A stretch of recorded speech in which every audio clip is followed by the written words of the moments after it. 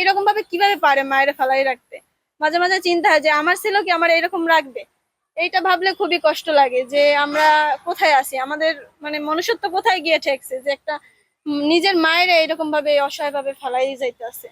এটা খুবই কষ্টদায়ক, মানে এটা ভাবলেই অনেক খারাপ লাগে। রাত 9টার বেলা ওনার সন্তানেরা এনে হালাই গেছে। আমরা সকালবেলা দেখে আমার খুবই খারাপ লাগছে, 2 দিন দেখতে কষ্ট লাগে যে এইরকম মানুষ। আমরাও তো বুড়ো হমু, আমাকেও তো ছেলে সন্তান আছে, ওই দেখতে তো আমাকে সন্তানেরাও আমাকে ওইরকম করবে। এই 1 বছর হয় এখানে আসছে এক শীতে, আর এখন পর্যন্ত এখানে আছে, অনেক অসুবিধায় আছে। এই দুটো খাবার আমি দেই, আবার খাই, আবার কিনে দোকান থেকে রুটি কেটে আনিয়ে দেই, খায়, না তাহলে না খায়, এইভাবেই এখানে পড়ে রয়েছে। কিন্তু এখন এর চাই আমরা একটু ভালো কেউ নিয়ে একটু একটা ই করুক। 2বার জজছড়িতে আসি, সকাল আর বিকালে। এসে এই মহিলাকে এই অবস্থায় দেখে এই বিল্ডিংটার মধ্যে খোলা অবস্থায় মানবতার জীবনযাপন করতেছে।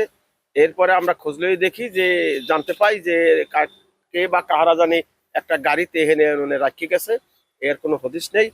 মহিলার জীবন তো খুব ভয়াবহ এবং সংকটাপন্ন।